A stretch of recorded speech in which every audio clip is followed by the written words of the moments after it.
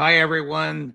Judge Andrew Napolitano here for Judging Freedom. Today is Tuesday, July 26, 2022. It's 11:45 in the morning here on the East Coast of the United States. Look, the war in Ukraine is controversial. There are passionate views on both sides of it. In America, thanks be to God, we have the freedom of speech and we can express those views. The freedom of speech is protected by the First Amendment. It doesn't come from the First Amendment. It comes from our humanity. Among our rights are your right to think as you wish, to say what you think, and publish what you say. You can say anything you want about the war in Ukraine. Of course, you can't if you're in Ukraine or if you're in Russia. And a lot of us, been critical of President Putin of Russia for punishing Russian citizens or non-citizens physically present in Russia who are speaking out against the war and critical of President Putin's invasion of the country. Now we see the flip side of that. Now we see the Vladimir Zelensky government, totally propped up by the United States, receiving $60 billion, which is $20 billion for military aid, which is $20 billion more than its entire annual budget. Now we see that government being critical of Americans who are critical of Ukraine. So let me lay this out. There are legitimate arguments to be made that Ukraine has been a part of Russia for hundreds of years. It is, it isn't. It breaks away, it comes back. It leaves, it goes, it comes.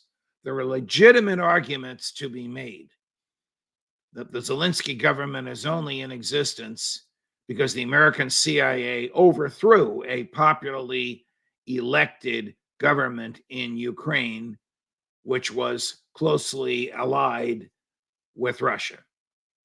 There are legitimate arguments to be made that NATO, spurred on by the United States, is provoking President Putin. These are legitimate arguments that are the basis of controversy and debate here in the United States.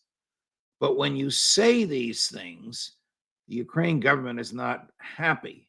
So in the past 24 hours, I'm smiling because this is absurd what they've done. The Ukraine government has named prominent Americans. You'll see them on the screen now.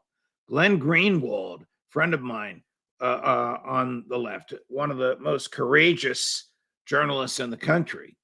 Tulsi Gabbard, former United States Special Forces and former United States Congresswoman from Hawaii. Senator Rand Paul, physician and member of the United States Senate from Kentucky. They have all from time to time made the arguments questioning why the United States is spending $60 billion in Ukraine. I've made the argument. People on this show have made the argument. Those of you who email me made the argument. But now the Ukraine government is naming them by name. So can you imagine calling Glenn Greenwald a Russian propagandist? Former Congresswoman Tulsi Gabbard, a Russian propagandist. Senator Rand Paul, a Russian propagandist. These are very courageous people.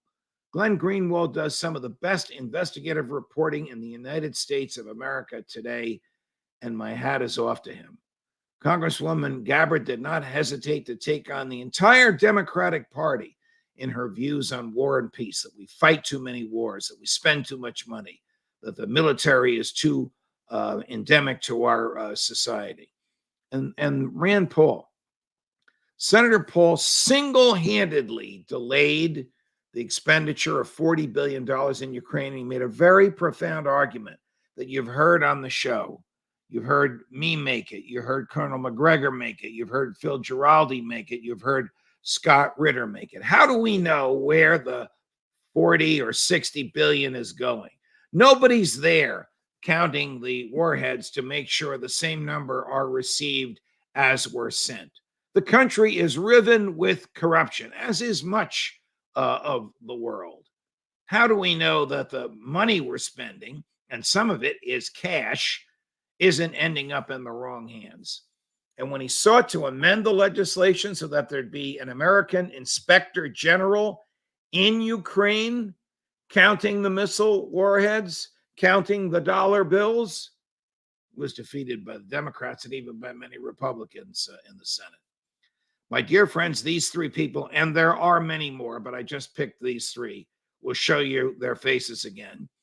These three people, Glenn Greenwald, Tulsi Gabbard, Rand Paul, are heroes for restraining the American government.